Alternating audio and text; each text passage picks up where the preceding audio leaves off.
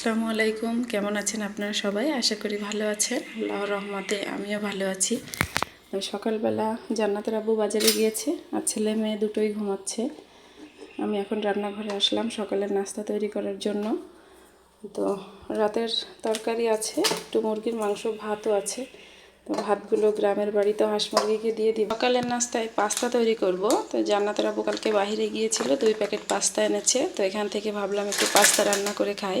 আর এদিক দিয়ে দেখেন আমের আচার তৈরি করেছিলাম, কিন্তু আমার কাছে এত বড় কাচের কৌটা নেই, যার কারণে এর মধ্যে রেখেছি। আর ছোট কৌটাগুলোতেও আগের বছরের অনেক আচার রয়ে গিয়েছে, যার কারণে ঢালতে পারিনি। তো জান্নাতের আব্বুকে বলেছি যদি কাচের বড় কৌটা পাই তাহলে আসার সময় নিয়ে আসবে। আর এই যে খানিকটা এখানে রেখেছি, খেয়ে দেখবো কেমন হয়েছে। এখনও রোদ্রে দেওয়া হয়নি, বাহিরের আবহাওয়া ভালো না 2-3 দিন ধরে।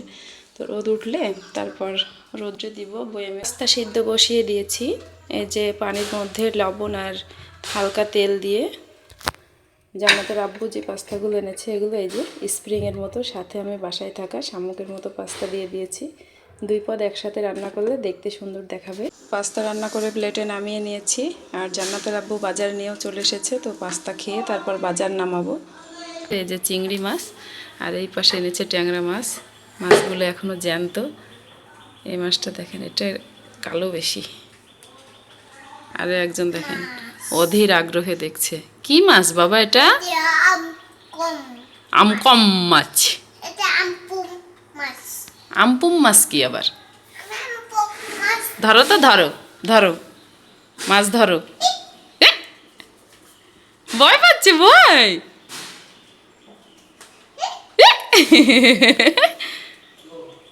এবার বাজারের ব্যাগের মধ্যে প্রথমে আছে কলা।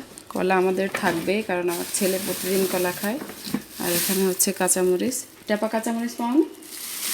এই কাঁচামরিচটা হচ্ছে টেপা কাঁচামরিচটা বেশি ভালো।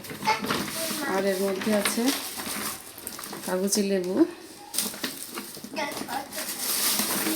শসা,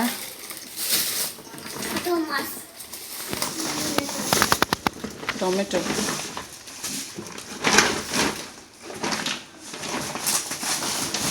এটা কি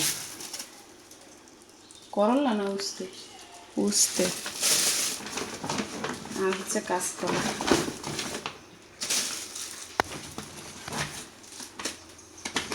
কাগজি লেবু মনে হচ্ছে আরও আছে। এই যে কাগজি লেবু। এই হচ্ছে আজকে আমাদের বাজার।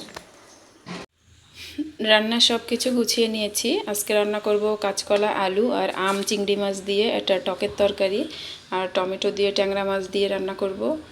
এখানে হচ্ছে কাঁচামরিচ রসুন ব্লেন্ডার করে নিয়েছি, আর এখানে পেঁয়াজ কেটে নিয়েছি।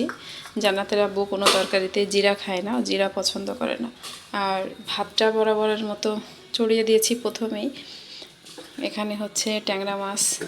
ট্যাংরা মাছগুলো কাটতে আজকে এত দেরি হয়েছে, ট্যাংরা মাছের গায়ে প্রচুর পরিমাণ ময়লা ছিল, এগুলো তুলতে অনেকটা দেরি হয়ে গেল। তো ট্যাংরা মাছ দিয়ে টমেটো দিয়ে রান্না করব। ভাতটা প্রায় হয়ে গিয়েছে। আর ভাতের মধ্যে ওই যে পলিথিনে একটা কাঁচকলা সিদ্ধ দিয়েছি, জান্নাতের আব্বু কাঁচকলা ভর্তা পছন্দ করে। রান্না শুরু করে দিয়েছি। এই যে এই পাশে ট্যাংরা মাছগুলো ভেজে নিচ্ছি, আর এদিক দিয়ে কাঁচকলা আলু আম দিয়ে রান্না করার জন্য মশলাটা কষিয়ে নিয়েছি। এখন এর ভিতরে প্রথমে হচ্ছে কাঁচকলা আর আলু দিয়ে দিচ্ছি। কাঁচকলা আলু কষানো হয়ে গেলে একটু নরম হয়ে আসলে আলুটা, তারপর হচ্ছে আম দেব, না হলে টক পেলে আলুটা গলতে একটু দেরি হবে।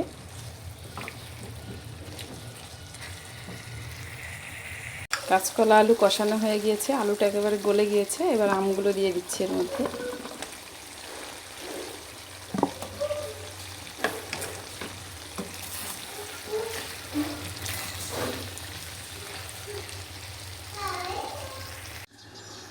কাঁচকলার তরকারিটা নামিয়ে নিয়ে এই যে এই সাইড দিয়ে ট্যাংরা মাছটা ঝোল করে নিয়েছি, আর এখানে জান্নাতের আব্বু কাঁচকলাটা ভর্তা করে নিয়েছে।